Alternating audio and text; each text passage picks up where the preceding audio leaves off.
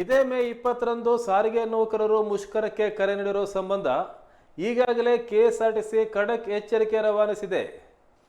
ಬುಧವಾರ ಕೆಲಸಕ್ಕೆ ಹಾಜರಾಗದಿದ್ದರೆ no work no pay ಅಂತ ಸಿಬ್ಬಂದಿಗೆ ತಿಳಿಸಲಾಗಿದ್ದು, ಮುಷ್ಕರದಲ್ಲಿ ಭಾಗಿಯಾಗದಂತೆ ಕೆಎಸ್ಆರ್ಟಿಸಿ ಎಂಡಿ ಅಕ್ರಮ್ ಪಾಷಾ ಆದೇಶಿಸಿದ್ದಾರೆ. ವಿಶೇಷ ಸೂಚನೆಯಡಿ ನೀಡಿರುವ ನಿರ್ದೇಶನದ ಅನ್ವಯ ಕರ್ತವ್ಯಕ್ಕೆ ಗೈರು ಹಾಜರಾದ ನೌಕರರ ವಿರುದ್ಧ ಶಿಸ್ತಿನ ಕ್ರಮವನ್ನು ತೆಗೆದುಕೊಳ್ಳುವಂತೆ ಅವರು ಅಧಿಕಾರಿಗಳಿಗೆ ಸೂಚಿಸಿದ್ದಾರೆ. ಹೀಗಿದ್ದರೂ ಸಾರಿಗೆ ನೌಕರರು ಮಾತ್ರ ಪಟ್ಟು ಬಿಡಲು ನಿರಾಕರಿಸಿದ್ದು, ಮುಷ್ಕರ ನಡೆಸುವುದು ಖಚಿತ ಅಂತ ತಿಳಿಸಿದ್ದಾರೆ. ನಮ್ಮ ಬೇಡಿಕೆ ಈಡೇರಲೇಬೇಕು. ಸಾರಿಗೆ ಮುಷ್ಕರ ಶುರುವಾದ ಮೇಲೆ ಏನಾಗುತ್ತೆ ನೋಡೋಣ. ಸಾರಿಗೆ ನೌಕರರನ್ನ ಅರೆಸ್ಟ್ ಮಾಡಿದರೆ ಬಸ್ ಯಾರು ಓಡಿಸ್ತಾರೆ?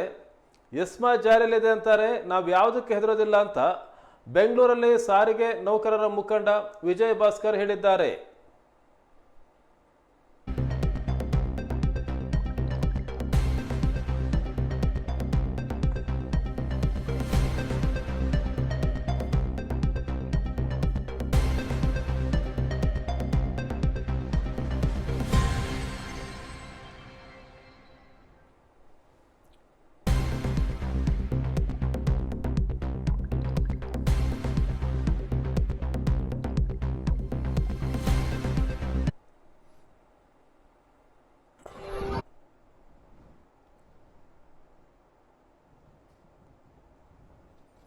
ಸಾರಿಗೆ ನೌಕರರ ಮುಷ್ಕರ ನಡೆಯೋದು ಬಹುತೇಕ ಖಚಿತವಾಗಿದೆ.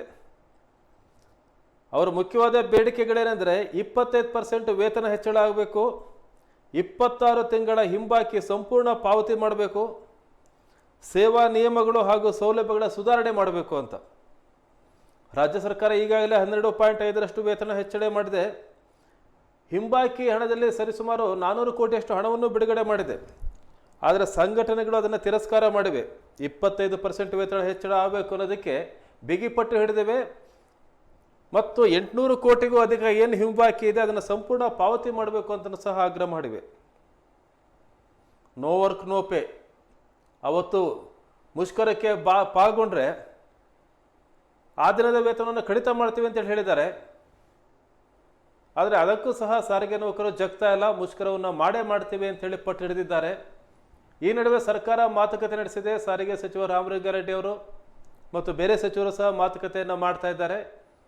ಇನ್ನೂ ಆ ಸಂಧಾನದ ಮಾತುಕತೆಗೆ ಯಾವುದೇ ಯಶಸ್ಸು ಸಿಕ್ಕಿಲ್ಲ.